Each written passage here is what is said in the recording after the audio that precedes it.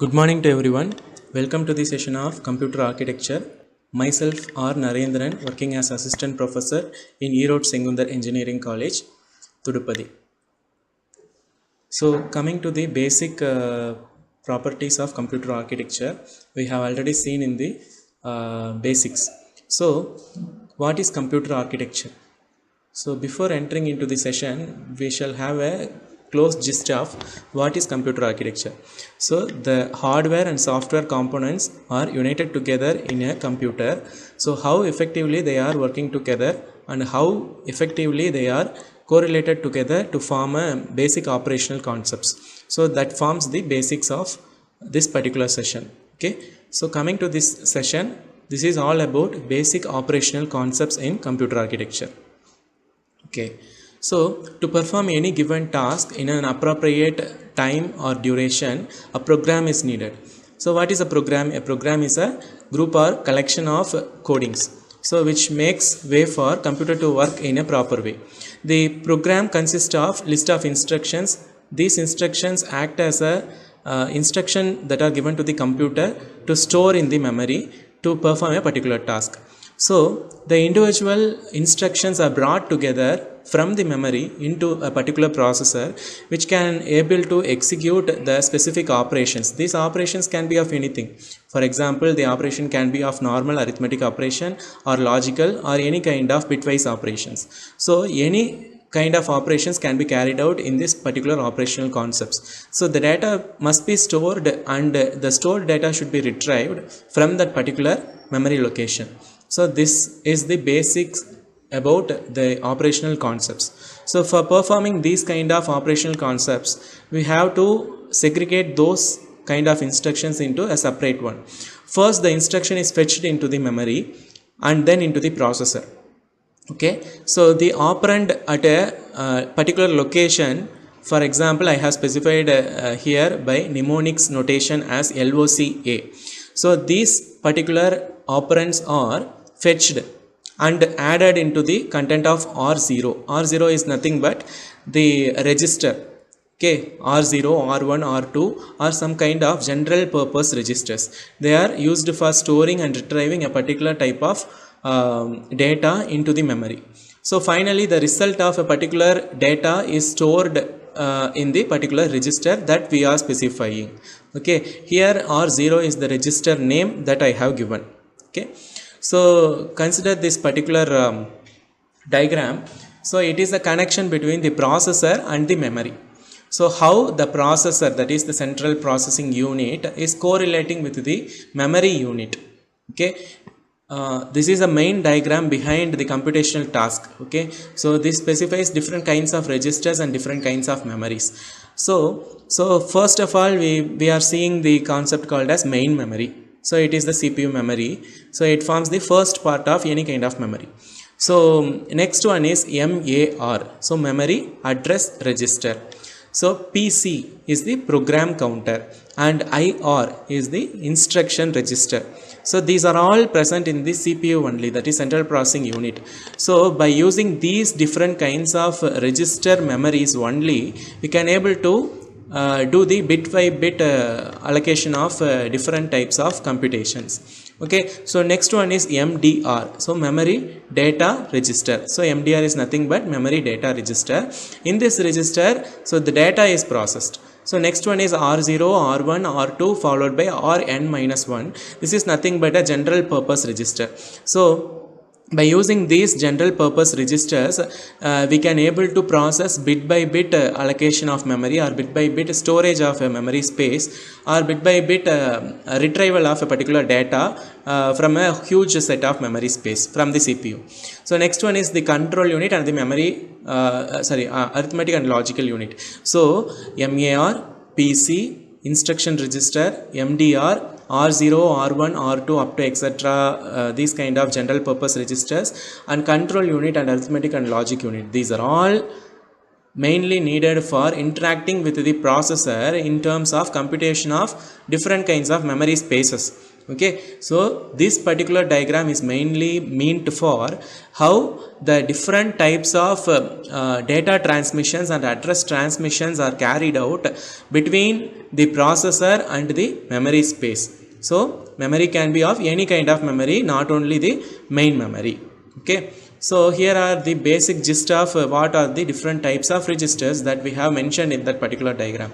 So the instruction register. So instruction register is nothing but it's a special kind of register that is used to hold the instruction that is currently being executed in a particular memory space. Okay, so there are many kinds of instructions that are being thoroughly given to a particular central processing unit. So in that, this particular instruction register plays a vital role in holding the instructions that are currently being executed. So next one is program counter. This program counter is nothing but it is a specialized kind of register that keeps track of execution of a program. That in simple words we can say that the program counter stores the next instruction to be executed. Suppose the instruction register is processing a particular type of data or holding a particular type of instruction that is currently being running, whereas the program counter will take care of the next instruction that is being executed in the next step.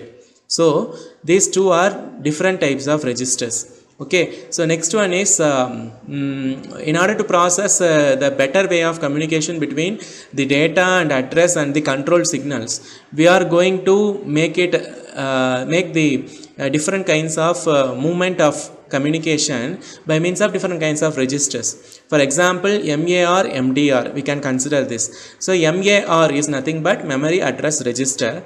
So it is particularly meant for holding the address location that is to be accessed. Okay, so in the name itself it is specifying as MAR, that is memory address register. So it holds the address location that is to be accessed, whereas MDR is the memory data register. So in the name itself we can able to identify that it is particularly dealing with data. So the data can be of anything. It can be of image or it can be of any bit by bit allocation of data. So it will consider it as a data. So it contains the data that is to be written or that is to be read out from the particular address location. So that forms the part of MDR. So get clear with this. So first one is MAR. It is used for memory address register. So it is used for allocation or holding of address location of a particular data to be accessed. Whereas MDR is nothing but it contains the data that is to be written or that is to be retrieved or that is to be read out from the address location we are specifying. Okay, so next, so these two forms of registers are very useful in retrieving and writing of a particular data. Okay, so we are having different types of registers. Okay, so how these particular communication or connection is carried out between the processor and memory, we have to go through a set of instruction steps. Okay, so first one is the program will be in the memory in a particular device. So the instruction register will take care of the current instruction which is particularly in the movement. Okay, for example, I have initiated a particular type of mnemonic data.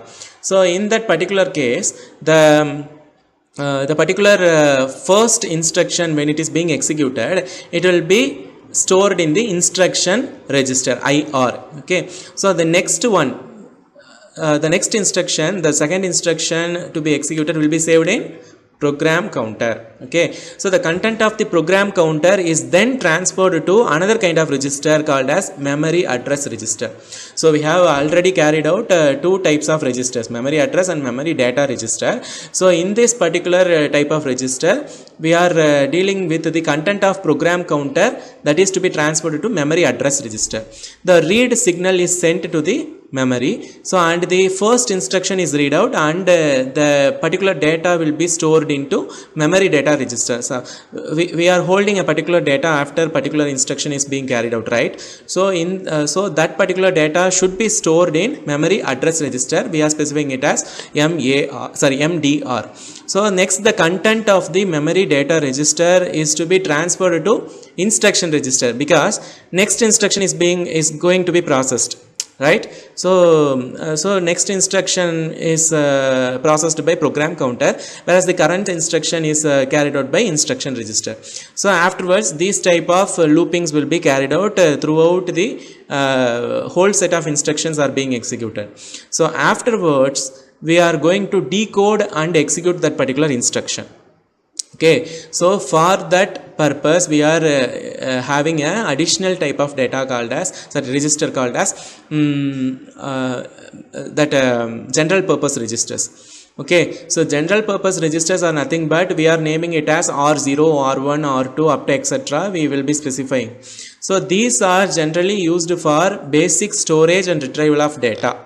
Okay, so for efficient storage and retrieval, we are using general purpose register. So afterwards, this processed data will be stored in the arithmetic and logical unit. It will deal with whether the instruction we are going to process is arithmetic or logic. Okay, so based on that, it will store the result back into the memory.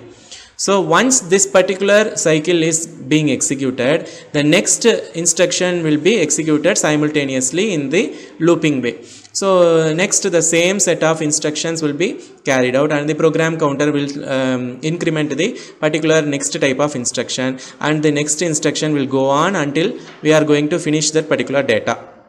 Okay, so here is the set of operational steps that we are specifying. So first one is the program resides in a particular memory. The program counter points to the particular instruction, first instruction. Okay, so next one is the program counter content is transferred to MAR, that is memory address register. Next, the read signal or write signal is then being transferred, and it is sent to the memory unit.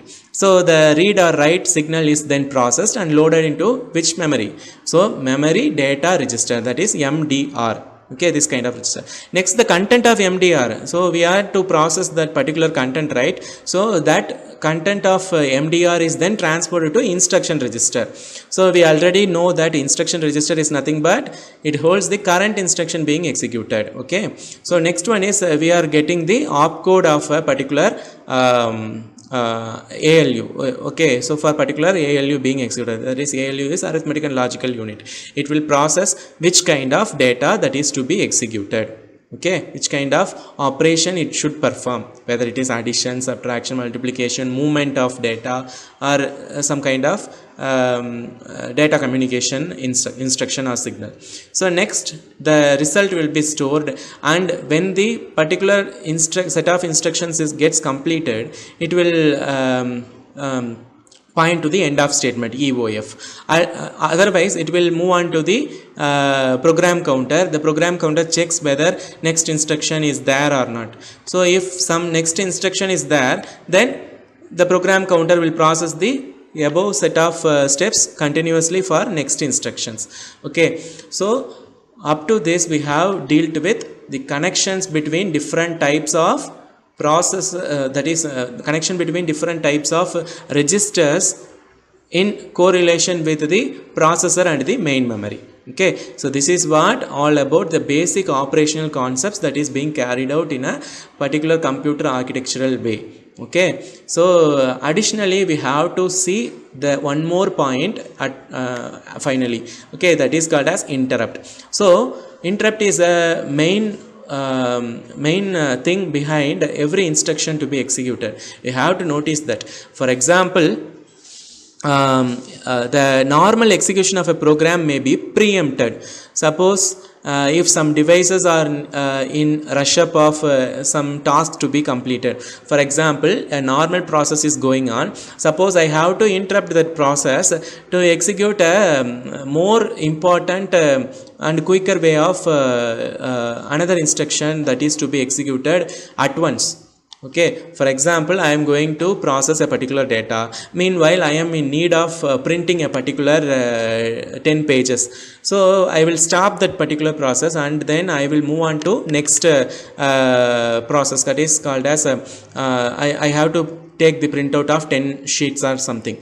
Okay, so meanwhile, if I am taking that printout, I just make the current execution of instruction to be subtle. For example, I will make it to wait for a particular period of time until I complete the next task. Okay, so that is the normal execution of a current program must be interrupted. The devices arises a signal. That signal is called as interrupt. So there are different types of interrupts are there: interrupt 0, 1, 2, 3 up to etc., which specifies hardware interrupts, software interrupts, any kind of interrupts. Okay, so for handling these kind of interrupts, we are having a special kind of routine called as interrupt service routine. Okay, so the current system information backup or restore. Okay, so for this purpose also we are using interrupt as a signal. So interrupt is nothing but a process that is being interrupted, or that is being made to wait for a particular period of time until another important task needs to be completed. Okay, so in this class we have discussed the basic operational concepts and different types of registers and different types of communication that is handled between the processor and the memory. Okay, so we will see with the continuation of interrupt in the next class. Okay, until that, thank you for listening. We will see in the next session. Thank you.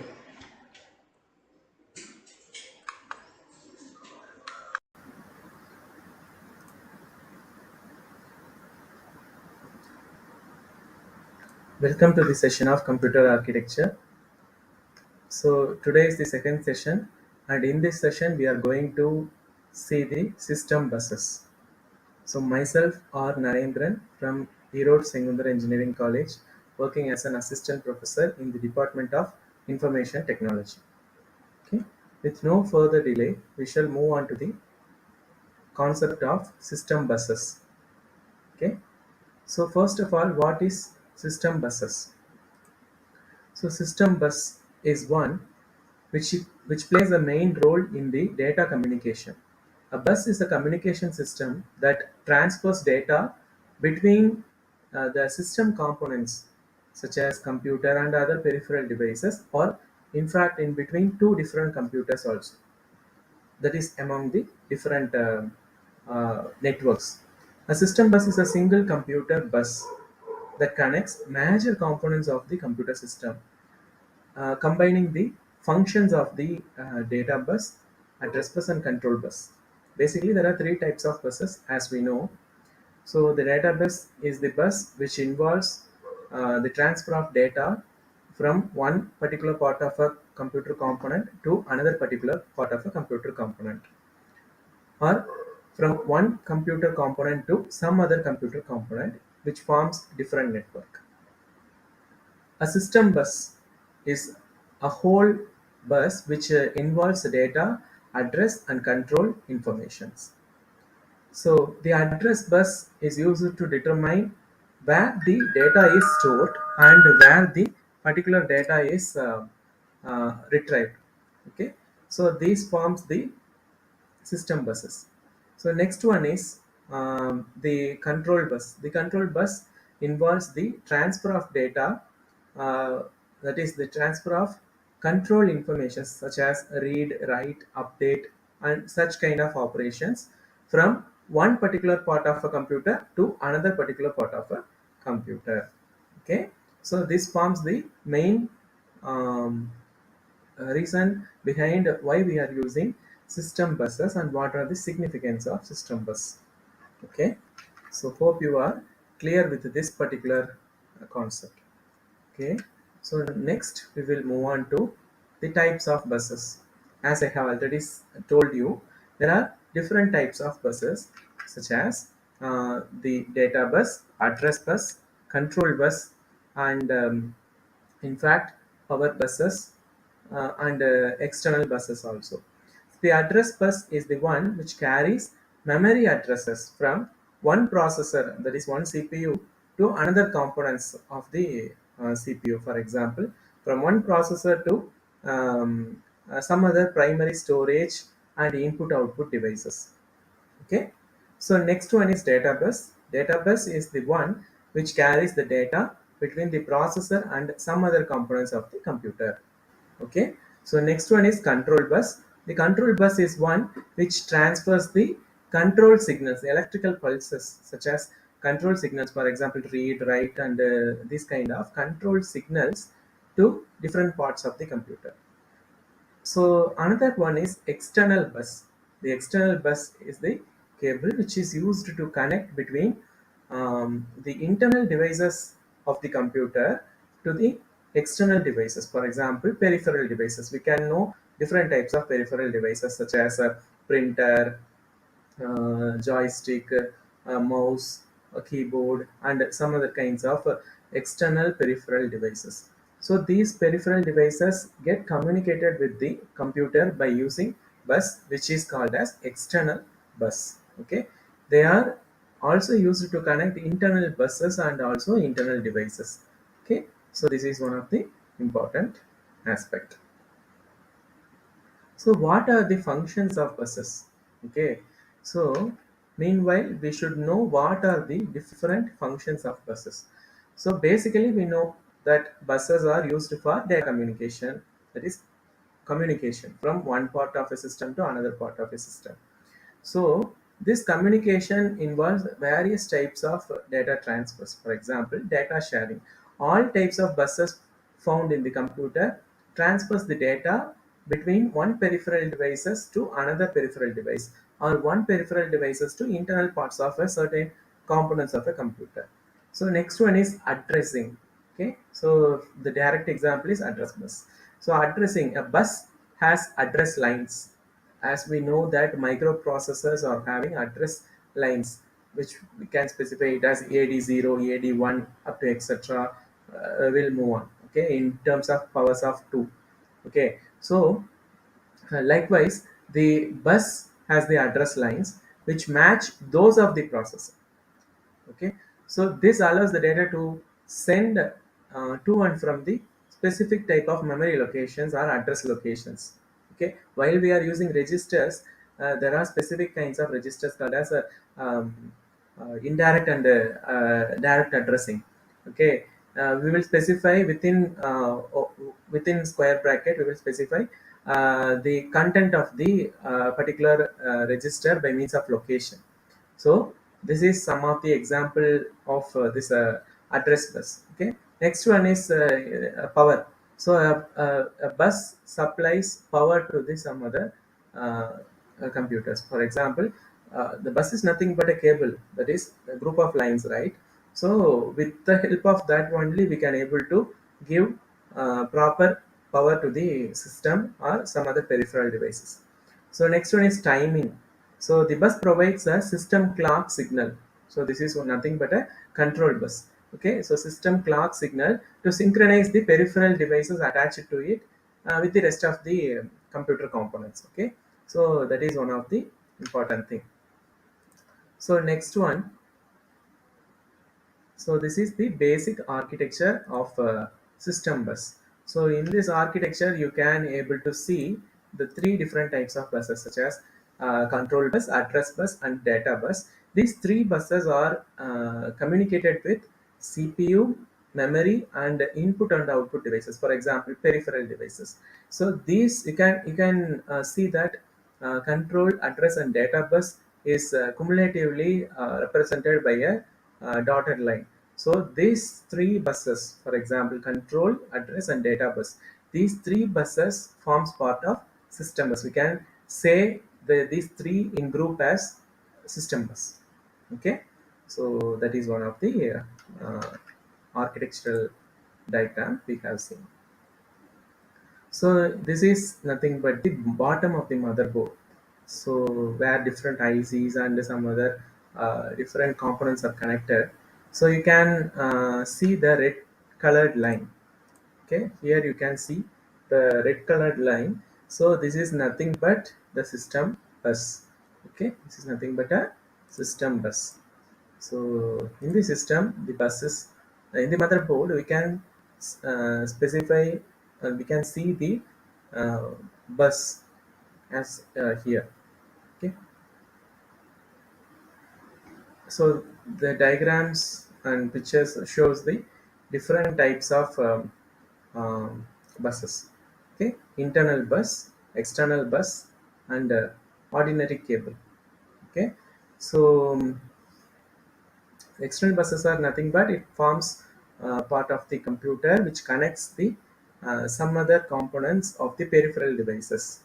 Okay, we can connect internal components of a computer to the external peripheral devices or components. Various types of buses are there. We'll see one by one in the upcoming slides. Okay, so SATA. So we can collectively say it as serial ATA. Okay, it is abbreviated as serial AT attachment. Okay, so the bus interface that connects the host bus adapter to mass storage devices such as hardware drives, optical drives such as the CDs, and storage devices, and solid state drives. So you can easily see this once you dismantle the cabinet of the CPU. Okay, this is one of the data cable which is used for serial data transmission. There are two different types of data transmission: serial transmission and parallel data transmission. So this is serial data transmission. Next one is PCI bus. So it is nothing but peripheral component interconnect bus. Okay, so it connects the CPU and the expansion ports such as modem, NIC card, network interface card, we can say, and animation card and sound cards. So these are some of the external components. We need to connect these components with the processor or CPU which are attached to the motherboard. So for that purpose we are using peripheral component interface bus, PCI bus. So you can see in the diagram that the CPU is connected with the PCI bridge. Okay, so by using the PCI bus, the bus master and the DMA controller, that is direct memory access controller, gives the way for connecting the PCI buses with the CPU through PCI bridge. Okay, in the diagram you can see the four different white color strips. So they are nothing but these are the components wherein you can able to plug in or plug out the PCI buses. Okay, so this is nothing but a PCI bus, PCI bus slots. Okay, next one is AGP, accelerated graphics port. Okay, it is nothing but a direct connection between the card, graphics card, and this memory. AGP interface provides a dedicated specified bus for graphics data or animation data. So AGP cards are able to render the graphics as it is generally meant for graphics rendering, graphics card, or I can specify it as animation card. So there is a slot where you can see by means of red color marking. So there you can see AGP connector bus. Okay, so this is nothing but AGP connector bus. Next one is ISA, Industry Standard Architecture Bus. It is a standard bus architecture for data transmission or address transmission. It was first initiated by IBM International Business Machine for its own computer components. So it is a standard bus used for IBM compatible machines. Okay, so so these are all the different types of buses as of now we have seen. Okay, a quick review. I would like to tell you that um, so buses are something that is used to connect for the means of communication, which communication may be data transfer, address transfer, or controlled signal transfer, or power supply also. Okay, So next one is there are different types of buses such as internal bus and external bus. So these types of buses are mainly meant for data communication. So they are used for data sharing, address sharing, and control sharing, power supply giving, and timing signal monitoring. So these three different types of buses forms a specified name as system bus. So we have seen these three: SATA, PCI bus, AGP, okay, and ISA. So these are all the basic things you need to understand while you are dealing with what is meant by bus architecture. So in this session, we have seen the different types of um, bus transmission, bus architecture. So what are all the features of buses, and this in this next session or in the next upcoming video we shall see the various types of arithmetic operations performed in computer architecture. Hope you liked this video. So see you in our next video of this lecture series. Until then, thank you for watching.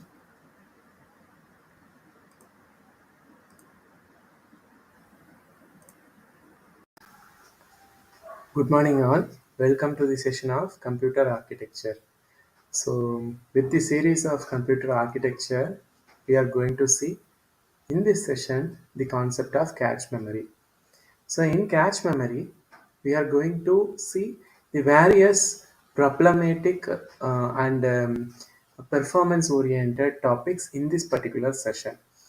This session will be able to give you a quick overview of what is cache memory and its performance oriented concepts, and followed by the various cache memory oriented problematic topics. Okay, myself R Narendran, working as assistant professor in the Department of Information Technology in Erode Sengundar Engineering College. With no further delay, we shall move on to the session of cache memory in computer architecture. Okay, so we have already seen about what is meant by cache memory in the previous concepts. So, what is cache memory? Let us have a quick overview of what is cache memory. So cache memory is something which is the most fastest memory that a particular system will have, computer will have. So whenever a particular request for a particular resource is going to main memory, the main memory will ask the cache memory which is associated with it whether it is the particular requested file is there in the cache memory.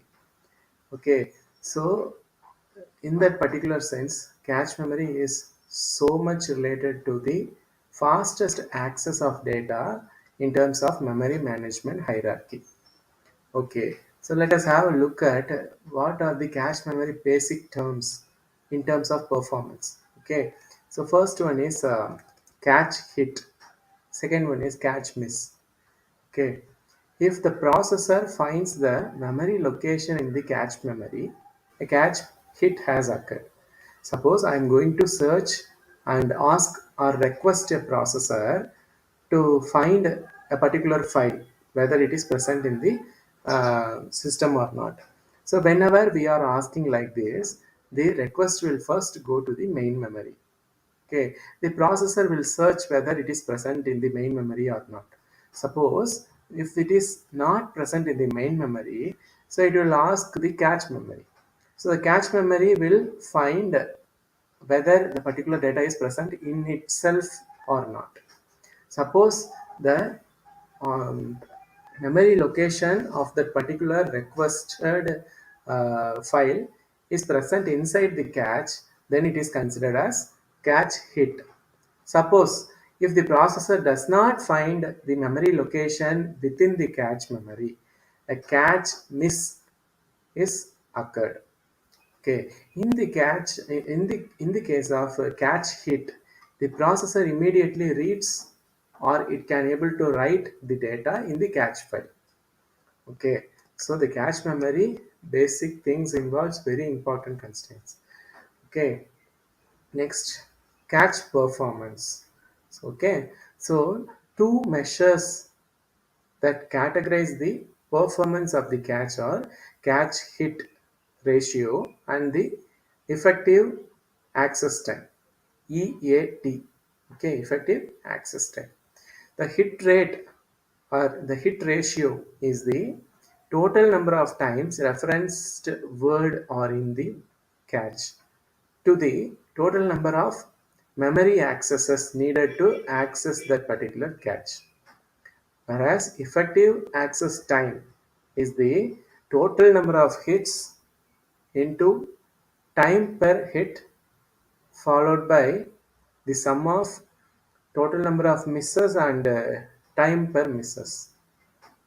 The total divided by total number of memory accesses needed for catch hit and catch miss. That is called as effective access time. So access time is common, right? So it needs to have a correlation between catch hit numbers and catch miss numbers also. Okay, I again read out a hit ratio is equal to number of times referenced words or in the cache to the total number of memory accesses. Whereas effective access time is the ratio between total number of hits and time per hits, and it's sum with total number of misses and time per misses to the total number of memory accesses. Okay, so let us have a look at some of the um, problematic sums. Okay, so a RAM chip has a capacity of 1024, that is 1024 words of 8 bits data, each having 1k into 8 sectors. The number of 2 to 4 decoder with enable line EL, okay, EN, okay, to construct a 16 into 16 RAM from 1 into 8 RAM is. Okay, so what is the thing they have asked? They have given the capacity of 1024 words of each having 8 sectors. The number of 2 by 4 decoders needed to construct 16 by 16 RAM from 1 by 8 RAM is. So we have to construct 2 by 4 decoder. So for that, so how much number of 2 by 4 decoders are needed for constructing this particular 16 into 16 RAM? So that is what they have asked. The I will read out the concept. So so a decoder is a combination of circuits. That is a combinational circuit that is having n input lines and maximum of 2 power n output lines. Okay, so that is the decoder.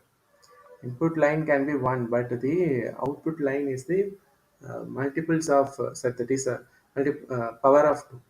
So RAM chip size is 1k into 8. Okay, that is 1024 words of 8 bit each. So RAM to construct is 16 to 16. So typical RAM will look like it will be having a chip selection 1 and chip selection 2 pins and read and write signal pins and 7-bit addresses starting from AD0 address data 0 to address data, yeah, that is AD7. So totally 0 to 7 8 bits. So and the output will be 8-bit data bus. Okay, so the secondary one is 2 by 4 line decoder. In this, the input lines are two, that is A and B are the input, but the output lines are D0, D1, D2, D3. So the highest priority is D4, so that is D3, and the lowest priority input is D0. So it will convert two input lines to four output lines. So that is the decoder. So the solution for the given sum is number of chips required is 16 by 16 to the ratio of 1 is to 8, right? So when we divide, we will get a 16 by 2. So 16 chips vertically with each having two chips horizontally. Okay, so the available decoder is 2 by 4 decoder only. So to construct a 4 by 16 decoder, so hence we are having 4 plus 1 additional of 1, that is 5 decoders are required. So the answer is 5 decoders. So another one, an instruction is decoded when it is kept inside what part? Program counter, instruction register, accumulator, arithmetic logic unit. So which forms part of the instruction. Okay, so an instruction is decoded whenever it is kept inside instruction register, because the instruction register IR is the current register. Okay, so it forms part of CPU's control unit that holds the currently running process. Okay, suppose n number of instructions are taking place in a particular pipeline. So the instruction decoder's work is to find what is the currently running instruction in a particular sequence of instruction. Okay, so the best answer is an instruction is decoded when it is present inside instruction register. Okay, consider the third example. Okay, so in this example, what they are asking. So consider a memory system that takes 25 nanoseconds to service the access of a single 64-bit word. Okay, so the bandwidth of the processor memory interface will be how much uh, number of bytes per second. So the answers given are 320, 160, 640 and 180. So just analyze the question first. So we are having the memory system that is having 25 nanoseconds to service a particular 64-bit word. So what they are asking is what is the bandwidth of the processor memory? Okay, that is uh, mentioned in terms of megabytes per second. Okay, we'll look into the answer. So 1 byte we will consider as 16 bits. So 64 bits is equal to 8 bytes. So 8 bytes of data can be accessed in 25 seconds. That is what they have given. So in 1 second, the number of bytes accessed is equal to 8 divided by 25 into 10 power 9 bytes. That is 320 megabytes. So the answer will be 320 megabytes. Okay, these are all simple logics only. Okay, so that is for for a particular processor to be accessed. That is the bandwidth of the processor memory is 320 megabytes per second in order to access a particular memory system that takes 25 seconds, nanoseconds, to service a 64-bit code. So next question. So assume that L1 catch, the primary catch. Okay, the L1 catch with a hit rate of 70 percentage and L2 catch with a local miss rate of 10 percentage. If there are 1000 memory accesses initiated by CPU, then the number of access that will find a hit in L2 catches. Okay, I'll put it in this way. So you are given a system, the system is having L1 catch and L2 catch. So primary and secondary catch. The primary catch is having the hit rate of 70%. The secondary catch is having local miss rate of 10 seconds. Hit rate is 70, miss rate is 10 for different catches L1 and L2. So if there are 1000 memory access that is initiated, in how much number of accesses that will find a hit in L2 catch? Because in L2 miss rate is given, in L1 hit rate is given. They are asking about hit rate of L2 catch. Okay, so the solution will be number of accesses that will find a hit in L2 catch. Okay, is equal to miss rate of L1 into hit rate of L2. Total divided by total number of memory accesses. So 30 percentage of 1000 instruction plus 90 percentage of 1000 instruction divided by 1000 instruction. So it will give you 2,70,000 divided by 1000. That is finally we will get the answer as 270. So the number of accesses that will find the hit in L2 cache is 270. So okay, next, what is okay, we'll put it in this way. They are asking the x value in this. So what is x? We will see. The cache has a hit rate of 95% and hit time of 10 nanoseconds. The cache block size is 32 bytes and the word length of the processor is 16 bits. During a cache miss, it takes X nanoseconds to fetch the first word of the block and 5 nanoseconds for fetching each subsequent words. The average memory access time is 15 nanoseconds. Find the value of X. So, average memory access time AMAT is equal to hit time of L1 plus miss rate of L1 into miss penalty of L1. So miss penalty is time to fetch the block from memory. Suppose I am asking to fetch a block of data. What is the time taken to fetch that particular block of data from memory? That is called as miss penalty. So total number of words in block is equal to 32 by 2, which is giving you the answer as 16 words. So as each word is 2 bytes. Okay. So average memory access time is 15 nanoseconds. So 15 is equal to 10 plus 0.05 into miss penalty.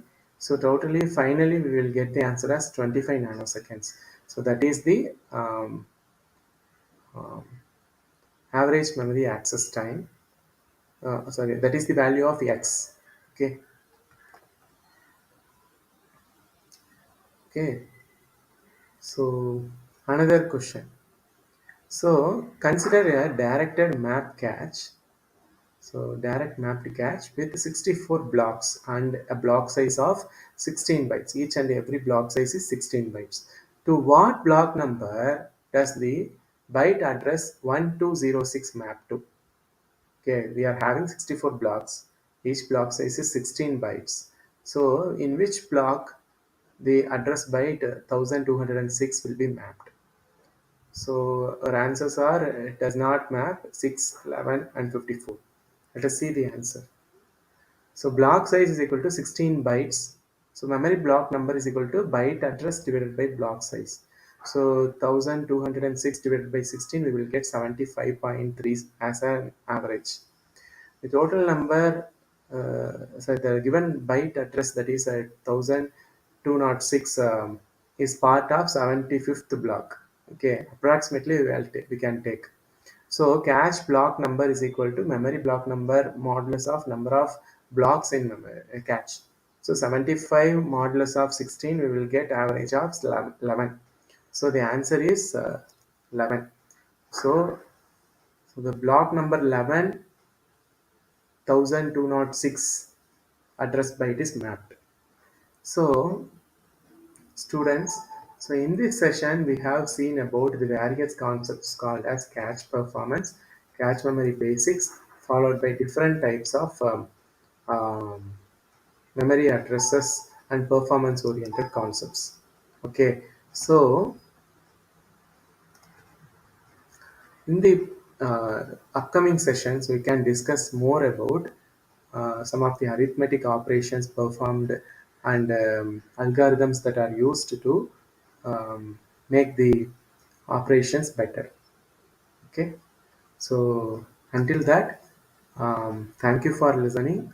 We will see in some other lecture video in the upcoming sessions. Thank you for listening. Thank you, one and all.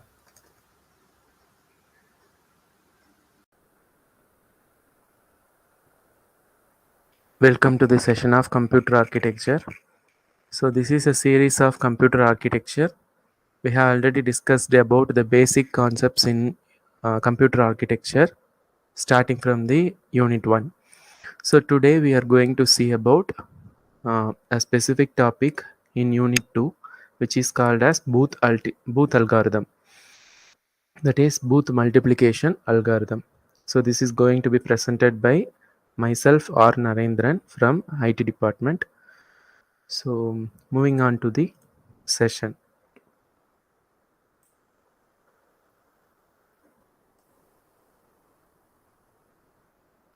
So today we are going to discuss about the following concepts. Firstly, we are going to have a brief introduction about what is Booth algorithm, followed by the history of Booth algorithm. So next, what is the flow of Booth algorithm starting from initial point of view. Along with it, we are going to see about signed and unsigned multiplication techniques. With no further delay, we shall move on to the topic. So first of all, the main objective of today's topic is we have to get the knowledge on signed and unsigned multiplication. So to solve various problems of this signed and unsigned multiplication, we are using the Booth algorithm. So Booth algorithm, in the sense Booth multiplication algorithm, which has the following concepts that we will see. Firstly, what is Booth algorithm? So Booth algorithm is a normal algorithm which multiplies two signed integers or two unsigned integers along with the concept of 2's complement. We have already discussed about the 1's complement and 2's complement in the previous videos. Just go and check with those videos. So this is a basic approach which uses fewer addition and subtraction concepts that are very much involved in the straightforward algorithm of using basic binary multiplication. Coming to the history, this algorithm was invented by Andrew Donald Booth in the year of 1950 while he was doing research on crystallography in the London College, so Birkbeck College, Bloomsbury. So through those research project, he has introduced a new concept called Booth multiplication algorithm. As he was invented, he named his own name for this algorithmic procedure. So the following points are to be remembered while doing signed or unsigned multiplication. Okay. So firstly, we shall see unsigned multiplication by using Booth. Okay. Firstly, we have to take two registers. Registers we already know it's a small storage device that can store 1 bit of data at a time. So these registers we are naming it as Q and M. So secondly, we are going to load multiplicand and multiplier in these registers. For example, if we are going to multiply 4 and 5, then 4 is the multiplicand and 5 is the multiplier. We are just going to convert this 4 and 5 as binary numbers. Okay, so by converting it into binary numbers, we are going to place it in the registers Q and M. Next, we also need a third register, which is called as A. We just name it as an accumulator register. We already know what is the benefit of accumulator register. Whenever we are not mentioning any of the names of the register in person or in depth, then the default register assigned will be accumulator. This accumulator is initializing the initial value as 0 while we are dealing with Q and M. Okay, we also need a register to store carry bit resulting from addition. However, we can take one bit of register Q minus 1. This is very important point that we will see while dealing with the sample examples. Okay, so following that, we are in need of multiplicand. Yes, so we will name the multiplicand as M, and M is added to the register Q, and the result is stored in the register A, that is called as accumulator register. Then all the bits of A, Q and Q minus 1 are shifted to the right 1 bit using shift register. We will see the valuable implementation of shift register in this Booth multiplication algorithm.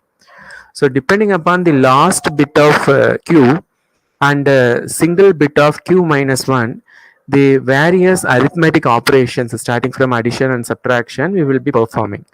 Okay, so these are all the possible arithmetic actions that are being performed when we deal with this a, q and m, and depending upon the value of q minus 1. Okay, so the four possible arithmetic actions will be 0, 0, 0, 1, 1, 0 and 1, 1. So in this 0, 0 and 1, 1 during 0 decimal point and during the 0 number and 1, 1, that is 1, 1 is the binary representation of the multiplicand. So during those two actions we don't perform any kind of arithmetic operation, while 0, 1 and 1, 0, at those cases when 0, 1 is present in our unsigned multiplication process, we have to add the multiplicand to the left half of the final product, whereas 1, 0 is contradiction, that is we have to subtract multiplicand from the left half of the product. Okay, so one more thing we need to understand is till now we have discussed about non-signed integers, that is unsigned integers. So now we are going to see about signed integers, that is when we are dealing with negative integers. Firstly, whenever we are going to deal with signed integers, okay, so in those cases we have to convert it into unsigned integer. Okay, for converting this signed, that is signed negative integer into positive integer, we use 2's complement. So then this 2's complement value will be loaded into the register.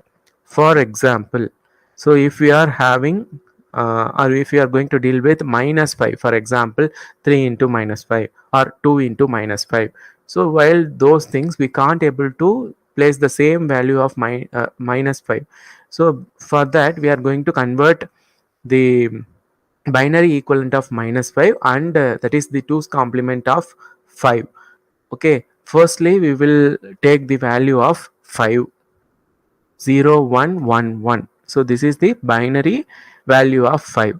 So we are having minus 5. So for converting this 5 into minus 5, we are going to first convert it into 1's complement, and after converting those 1's complement value, we have to add 1 to make it as a 2's complement. So the final answer will be 1001, that is 1000 plus 1. So the resultant value of 2's complement we are getting is 1001. So this 1001 is the 2's complement of minus 5. Okay, so that we are going to process in our final addition or subtraction. While dealing with these kind of things, we will be having these 4 different types of possible addition. 1 plus 0, that we will get 1, and 1 plus 1 we will get 0 along with a carry bit of 1. 0 plus 1 and 1, 0 plus 0, those things are normal. So 0 plus 1 is 1 and 0 plus 0 is 0. So the basic example we have represented here is so 111 followed by 11, that is 111 1 1. So this is the left hand of the product, and we are going to deal with 0 0 0 1 0. So those we have to follow. So while dealing with this, we are going to add to this add both these values. We will get the final carry bit, that is 1 plus 0 1, 1 plus 1 0 with the carry 1, again 1 plus 1 0 with the carry 1, again 1 plus 1 0, again carry 1. So 1 plus 1 0 followed by carry 1. So this final carry will be dropped out. This is the basic procedure. We will be dropping the leftmost carry bit while dealing with signed integer multiplication. Okay, so during dealing with subtraction of binary values, just a second.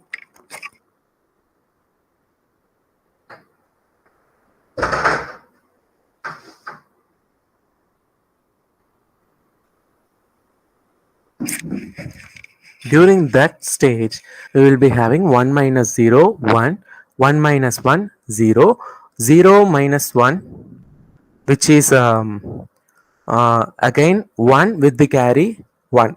During those carry bits, we will be just omitting those carry bits. 0 minus 0 is 0. So for example, we are dealing with the following example: 0, 0, 0, 0, 0. That is 5 zeros, which is the main thing of the product, and we are going to minus the multiplicand, minus 00010. While dealing with 0 minus 0, we will get 0, and 0 minus 1, we will get 1, and carry bit will be generated. So this carry bit will be carried out until the end of the, that is the left half of the product. Finally, again one carry bit will be generated. Those carry bit we will be using is it as a Pantham Paro integer. Okay, so this is the main concept, that is the main flow of data, starting from assigning the values of a, q, m and counter. Okay, so just for both algorithm, we just get ready with the basic concepts. Now we are going to have a look at how this flow will be going on. So initially we will be assigning a as 0, that is accumulator with the initial value of 0. So next q minus 1. So okay, so this value will also be 0. So along with that, m and q we will be generating. Okay, so that those values will be given, that is m is the multiplicand and q is the multiplier. Okay, so next one is count. We have to add the count value, that is it acts as a counter for generating each and every iteration. Okay, so next we have to look into q naught value and q minus 1. Suppose when we are dealing with this q naught and q minus 1 value, if q naught value is equal to 1 0, then we will be moving on to assigning a tends to a minus multiplicand. Okay, suppose if the q naught value is equal to 0 1, then we will move on to a tends to a plus multiplicand, that is accumulator plus multiplicand. Suppose if the q naught value is equal to 11 or it is equal to 00, then we will just go on to the arithmetic shift register process, that is we will shift the values of a, q and q minus 1. Okay, next one is we will until this, the one first step will be solved. Okay, accomplished. So we will have to decrement the counter. So count is equal to count minus 1. So now again we have to check whether the count value is equal to 0 or not. If the count value is 0, then we can end the particular arithmetic operation. That is, we are reaching the end of the particular product. That is, we have, when the count value is equal to 0, then we will be reaching the final solution of the multiplication. Suppose it takes 2 or 3 more counter value decrements, so again the looping will be going on. If count value is not equal to 0, then it will start from the scratch itself, that is q naught, q minus 1, q naught value is equal to 10, and it will move on to a tends to a minus m, or q naught q minus 1 value is equal to 0 1, then it will tend to a tends to a plus m. Likewise it will be going on. Suppose if the q naught q minus 1 value is 1 1 or 0 0, again we will shift the register in the right side part, so that is a, q and q minus n will be shifted right, and the counter value will be decremented. Again the solution, again the loop will be going on until it reaches the end of the product. Now we will get a clear idea. So suppose the given multiplication sum is 7 into 3. Okay, this is a unsigned integer. We are dealing with unsigned integer of 7 and 3. Okay, so now we will assign a, q, m and q minus 1. Okay, so m is the multiplicand and q is the multiplier. Okay, so we will generally assign q as multiplier. So here we are having 7 and 3. So 7 is the multiplicand and 3 is the multiplier. Just listen carefully. 7 is the multiplicand, 7 is the multiplicand and 3 is the multiplier. So a multiplicand will be represented as m and multiplier will be represented as q. That's it. So we will have to count the bit values. Okay, so m that is multiplier and q multiplicand, both bits are 4 bit digits. So we are going to make the accumulator as 0 0 0 0. That is how much digits are there in q and m. You have to assign those kind of bits, those number of bits to accumulator. Okay, so now we are going to process the proceeding steps. For example, okay, in the first cycle, okay, we are just referring those flowchart idea, and now we are moving on to the basic thing. So we will have to identify q naught value. So here, just a second. So q naught value and q minus 1 value we are going to check. So the q naught and q minus 1 value is equal to 1 0, means here also we are getting those values. So if both the values are 1 and 0, so then we will make the concept of a tends to a minus m. Okay, so after shifting these particular values, we are just moving on to the shift register. So we are just shifting right. Okay, and we can able to decrement the value. So after shifting, we will just do the next cycle. So in the next cycle, so it tends to 1 0. Q naught and q minus 1 value is 1 0. Whenever 1 0 is coming, we will be doing a tends to a plus m. This is the second cycle, and just we are going to decrement the value. Next cycle doesn't end. So we are just moving on to the next cycle. Here 0 1 is coming, so a tends to a minus m. After shifting, we are getting the value of a tends to a plus m because 1 0 is coming. So likewise, this process will be going on until we are getting count value as 0. Finally, during the shifting process of this shift register in the third cycle, that is we are doing a tends to a minus m in the third cycle. So the after third cycle, as we have initialized the value of a as 4, that is 4 zeros. So during the third cycle end, we will get the count value as 0. Now the count value is 0 and the final result is obtained as 1110 1011. Okay, so this is the final step of getting the final answer for 7 into 3 or 7 into minus 3. Just in these two examples, we have got clear answer as signed multiplication and also unsigned multiplication. In this slide, we are dealing with unsigned multiplication, and in this slide, we are dealing with signed multiplication because 3 is a negative value. So we are going to just convert those 3 value. Okay, the binary equivalent of 3 is 0 0 1 1. So we are just going to take the 2's complement value of 0 0 1 1 and then just we are going to use those 2's complement value in this particular procedure.